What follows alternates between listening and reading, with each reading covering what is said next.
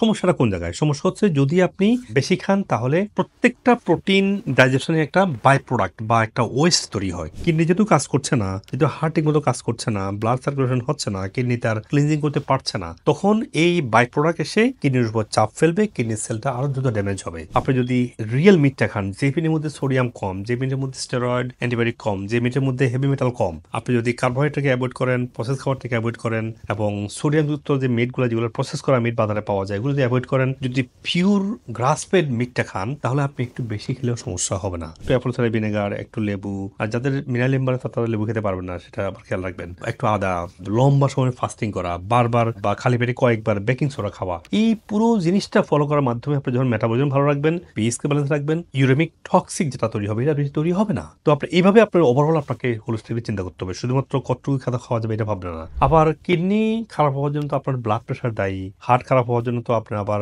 Process খাবারটা দায়ী, plant base খাবারের অভাব, আবার এখানে ডায়াবেটিস অনেক সময় কন্ট্রিবিউশন করে। রুট যে রোগগুলো আছে, মানে আগে যে রোগগুলো আছে ওগুলো থেকে বেরিয়ে আসেন, তখন কিডনি অ্যাক্সেস ভালো হবে। স্টেম সেলই যে মাস্ট, যদি স্ট্রেস 3 তে চলে যায়, স্টেম সেলই আমাদের পেশেন্টরা ভালো হয়েছে, যারা ভালো হয়েছে আমি দেখিয়েছি।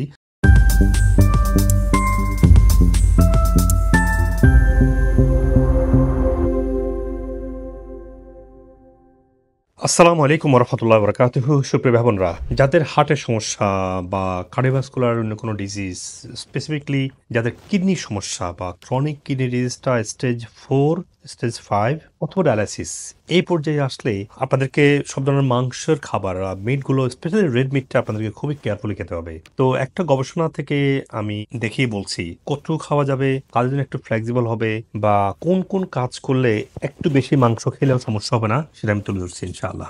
যে রিসার্চের কথা বলছিলাম সেটা হচ্ছে ইউরোপ এবং আমেরিকাতে একটা হিউজ নাম্বার অফ পেশেন্টের উপরে গবেষণা করে 2018 সালে পাবলিশ করেছে রিসার্চটা ডক্টর ডেনিশ এবং ডক্টর পিটারের নেতৃত্বে একটা গ্রুপ অফ পেশেন্ট, যেটা ব্রাজিলে, নর্থ আমেরিকা, সাউথ আমেরিকা, আবার ওদিকে স্পেন, আবার সুইডেন, কয়েকটা দেশের উপরে গবেষণা করে তারা দেখিয়েছে যে 0.6 থেকে 0.8 গ্রাম পার কেজিতে যদি প্রোটিন খায় বা রেড মিট খায় তাহলে টলারেট করতে পারে। আর যারা ডায়ালিসিস করছে তারা 1 গ্রামের থেকে একটু বেশি খেলেও সমস্যা হয় না। কিন্তু প্রসঙ্গটা হচ্ছে যে আপনি খেতে পারছেন এটা বড় কথা না, আপনার তো আস্তে আস্তে স্টেজ 4 থেকে 5 যাচ্ছে, 5 থেকে গিয়ে আপনাকে ডায়ালিসিস করতে হচ্ছে। আপনি এই যে রিগ্রেশন, এই যে আস্তে আস্তে কিডনির অবস্থা খারাপ হচ্ছে আপনার, আর হার্টের মাথাগুলো আস্তে আস্তে খারাপ হচ্ছে, তো এগুলোর থেকে আপনি বিকল্প চিন্তা করবেন কিভাবে আপনার আস্তে আস্তে অবনতি না হয়ে আপনি আস্তে আস্তে উন্নতির দিকে আসতে পারেন। এবং রেড মিট খেলে যেন আপনার উপকার হয়, কারণ রেড মিট তো আজকে প্রচুর গবেষণায়, আমি অনেক ভিডিও দেখেছি, আমি এখানেও আপনাকে দিয়ে দিব, অনেক গবেষণার প্রমাণিত রেড মিট কিডনি এবং হার্টের জন্য অত্যন্ত এসেনশিয়াল, কারণ এটার মধ্যে প্রয়োজনীয় সমস্ত ফ্যাটি অ্যাসিড আছে, প্রয়োজনীয় মিনারেল আছে, zinc, magnesium, calcium, selenium, specially iron এবং এসেনশিয়াল অ্যামিনো অ্যাসিড যেগুলো, এগুলো সবগুলো এখানে আছে। এবং এতে করে আপনার শরীরের প্রত্যেকটা অর্গানকে হেলদি করে, আপনার প্রোটিন টু ম্যাস রেশিওকে ইমপ্রুভ করে, এবং আপনার লিভার, হার্ট এবং কিডনি প্রত্যেকটা অর্গানকে হেলদি করার। এখন সমস্যাটা কোন জায়গায়? সমস্যা হচ্ছে যদি আপনি বেশি খান তাহলে প্রত্যেকটা প্রোটিন ডাইজেশনের একটা বাই প্রোডাক্ট বা একটা ওয়েস্ট তৈরি হয়। কিডনি যেহেতু কাজ করছে না, যেহেতু হার্ট ঠিকমতো কাজ করছে না, ব্লাড সার্কুলেশন হচ্ছে না, কিডনি তার ক্লিনজিং করতে পারছে না, তখন এই বাই প্রোডাক্ট এসে কিডনির উপর চাপ ফেলবে, কিডনির সেলটা আরো দ্রুত ড্যামেজ হবে। এই যে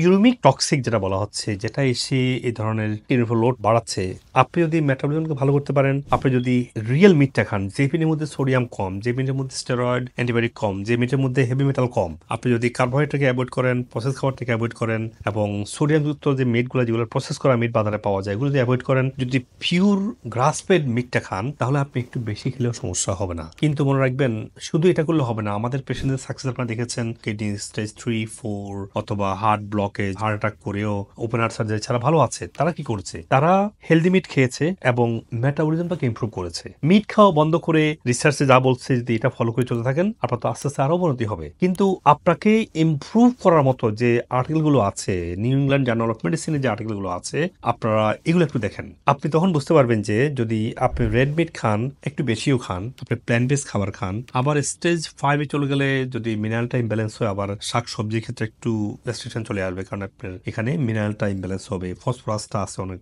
ভেজিটেবলের মধ্যে, ওগুলো ক্ষতি হবে। সেটা আবার আমি ওই কিডনি কিডনির বিরুদ্ধে তুলে ধরেছি, ওগুলো আপনার ভালো করে দেখবেন। আবার তো আপনার মেইন গোল হচ্ছে যে গ্রাস ফেড মিট নেওয়া, খাবারতে অ্যাসিডটা অ্যাড করা, খাবারের মধ্যে প্রসেস খাবারটা পুরো বাদ দেয়া, বাঁধাপোড়া পুরো বাদ দেয়া, আপনার প্রসেস কার্বোহাইড্রেট পুরো বাদ দেয়া, রিফাইন খার বা অনেকে মনে করে যে হোল গ্রেন রুটি খেলে তো সমস্যা নাই, ব্রাউন আটা খেলে সমস্যা নাই, ওটা আসলে সমস্যা আছে। ওগুলো বাদ দিলে আপনি যদি খাবারের মধ্যে একটু অ্যাসিড অ্যাড করেন, যেমন অ্যাপল সাইডার ভিনেগার, অনেকে বলবো অ্যাপল সাইডার ভিনেগার সে আপনার কিডনি অ্যাসিডোসিস করবে, এগুলো সায়েন্সের উল্টো। অ্যাপল সাইডার ভিনেগার খাবারকে হজম করার মাধ্যমে আপনার অ্যাসিডোসিস আপনাকে বের করে নিয়ে আসবে। একটু অ্যাপল সাইডার ভিনেগার, একটু লেবু, আর যাদের মিনারেল ইমব্যালেন্স তারা লেবু খেতে পারবেন না, সেটা আবার খেয়াল রাখবেন। একটু আদা, লম্বা সময় ফাস্টিং করা, বারবার বা খালি পেটে কয়েকবার বেকিং সোডা খাওয়া, এই পুরো জিনিসটা ফলো করার মাধ্যমে আপনি যখন মেটাবলিজম ভালো রাখবেন, পিএইচকে ব্যালেন্স রাখবেন, ইউরেমিক টক্সিক যেটা তৈরি হবে এটা বেশি তৈরি হবে না, কিডনির উপরে চাপটা আপনার কমে যাবে। তো আপনি এইভাবে আপনার ওভারঅল আপনাকে হোলিস্টিকলি চিন্তা করতে হবে, শুধুমাত্র কতটুকু খাওয়া যাবে এটা ভাবনা না। আবার কিডনি খারাপ হওয়ার জন্য তো আপনার ব্লাড প্রেশার দায়ী, হার্ট খারাপ হওয়ার জন্য তো আপনার আবার প্রসেস খাবারটা দায়ী, প্ল্যান্ট বেস খাবারের অভাব,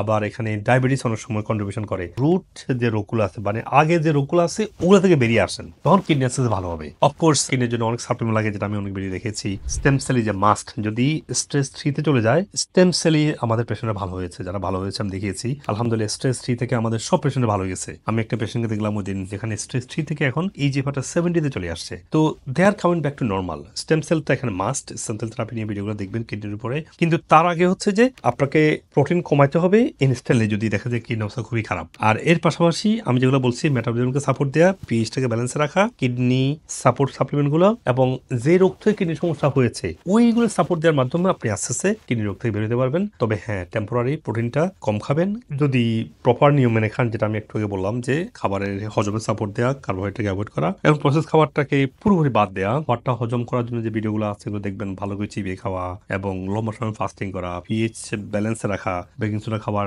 নিয়মগুলো দেখবেন। এইভাবে আপনি যাদের সিকেরি বা মেজর হার্ট সমস্যা, তারা প্রোটিন কমানোর মাধ্যমে আপনি আস্তে আস্তে কিডনি রোগ থেকে ভালো হতে পারেন। মনে রাখবেন স্টেম সেল হচ্ছে মাস্ট, যেটা হচ্ছে অটোইমিউন পেশেন্ট, যে কোনো অটিজম, ব্রেন ডিজিজ এবং যে মেজর রোগগুলো আছে যেখানে কোনো কিউর নাই, stem cell is a miracle. Stem cell is a big scientific এবং clinically proven treatment world wide আজকে এক্সপ্লোর হচ্ছে আলহামদুলিল্লাহ। তো that's your ultimate solution. But প্রোটিনটাকে টেম্পোরারি কম খাবেন, প্রপার ওয়েতে খাবেন, এতে করে আপনার কিডনি বা হার্টের উপরে রেড মিট বা প্রোটিন খাবারটা ইম্প্যাক্ট করবে না অতটা বেশি ইনশাআল্লাহ। আসসালামু আলাইকুম। আপনি যদি আমার ভিডিও থেকে উপকৃত হন তাহলে আমাদের চ্যানেলের অন্যান্য ভিডিওগুলো দেখে নিন। অনুগ্রহ করে লাইক, কমেন্ট এবং শেয়ার করে দিন, যাতে আপনার আত্মীয় স্বজন এবং পরিচিতজন উপকৃত হতে পারেন। আর চ্যানেলটি সাবস্ক্রাইব করে নোটিফিকেশন অন রাখুন, যাতে ভবিষ্যতে কোনো গুরুত্বপূর্ণ ভিডিও আপনি মিস না করেন। আপনার স্বাস্থ্য বিষয়ে কোনো প্রশ্ন থাকলে কমেন্টে অথবা মেসেজ করুন, আমরা যথাসাধ্য উত্তর দেওয়ার চেষ্টা করব ইনশাআল্লাহ। আর আপনার সুস্থতার জন্য আমাদের ওয়েবসাইটে রোগভিত্তিক বান্ডেল সাজানো হয়েছে, যাতে আপনি সহজেই আপনার প্রয়োজন অনুযায়ী সঠিক সাপ্লিমেন্ট সিলেক্ট করতে পারেন। বিশ্বের যে কোনো প্রান্ত থেকেই এই সাপ্লিমেন্ট নিতে পারেন, যা কুরিয়ারের মাধ্যমে সহজেই আপনার কাছে পৌঁছে যাবে ইনশাআল্লাহ। আমাদের ভিডিও গাইডলাইন এবং ওয়েলনেস সার্ভিসের মাধ্যমে হাজার হাজার মানুষ বিভিন্ন রোগ থেকে সুস্থ হয়েছে আলহামদুলিল্লাহ। আর আমার দীর্ঘদিনের ন্যাচারাল ইন্ডিকেটিভ এবং ওয়েলনেস প্রশিক্ষিত মেডিকেল ডাক্তারগণ আপনার রোগের মূল কারণ চিহ্নিত করে সঠিক চিকিৎসা প্রদান করছেন। আপনি পৃথিবীর যে কোনো প্রান্ত থেকে বাংলাদেশে বা আমেরিকাতে অনলাইনে বা সরাসরি ডক্টর কনসাল্ট করতে পারেন। প্রতিটি ভিডিও ডেসক্রিপশনে সকল ক্লিনিকের ফোন নাম্বার এবং রোগভিত্তিক প্রয়োজনীয় রিসার্চ আর্টিকেল লিঙ্ক দেওয়া আছে, যাতে আপনি ইন্টিগ্রেটিভ চিকিৎসার আধুনিক গবেষণালব্ধ তথ্য সহজে পেতে পারেন। সবাইকে সুস্থ জীবন উপভোগ করার আমন্ত্রণ। প্রায় 30 বছরের মতো আমার ডায়াবেটিস, ওনার পরামর্শ অনুযায়ী চলার পরে সম্পূর্ণ ডায়াবেটিস মুক্ত হই। I know we still have to be following up and everything, but for right now, my numbers are normal now. My creatine is only 66. That was much higher before. 66 actually is in normal range. সবচেয়ে বড় সমস্যা ছিল diabetes, দুর্বলতা, হজমের সমস্যা, এগুলো ছিল। মোটামুটি আপনার পথ অনুসরণ করার পরে ইনশাল্লাহ অনেক কিছু ডেভেলপ। আমার কাছে এখন এত ভালো লাগে, আমি দৌড়াতে পারি স্যার রীতিমতো। আমাকে যদি বলেন যে ঢাকা থেকে রান করতে হবে মানিকগঞ্জ যাওয়া, কোনো ব্যাপার নেই। আগে যেভাবে ছিল সেটা আমি 1000% আমি মনে করি কোনো ওষুধ ছাড়া। আমার এই ক্রিটিনিনের পয়েন্ট ছিল প্রায় 27 এর মতো। কিডনি আমার 3টা ডায়ালিসিস হয়েছে। আর ডায়ালিসিস 3টা করছেন আলহামদুলিল্লাহ, ভালো লাগছে না? আর লাগছে না। I'm feeling like I'm gonna die every day. I just cry. I had to go to toilet 4-5 times a day. Nowadays, I'm good, alhamdulillah. আপনার যে ট্রিটমেন্ট বা সাপ্লিমেন্টস এটা ইউজ করে ইন দ্য লাস্ট 3 months আমার 90-95% better. আলহামদুলিল্লাহ সবার দোয়ায় আমি এখন অনেক ভালো আছি, অনেক সুস্থ আছি। আমি, আমার হাজবেন্ড, আমার মেয়ে তিনজনকেই পিটাচ্ছে, এরকম মানে ভয়াবহ ছিল। আলহামদুলিল্লাহ এখন একদম কথা বলে বোঝানো যায়। দেখেন এই যে দেখতে পাচ্ছেন এই যে আগে কেমন ছিল, এখন দেখেন এখন অবস্থা কেমন হচ্ছে। এখন তো আমি অনেক ভালোই আছি। এই বয়সে এসে যে এত আমি ভালো হয়ে যাব এটা আমার চিন্তার বাইরে। Good luck. Give me high five. Say bye bye to the doctor. Yeah.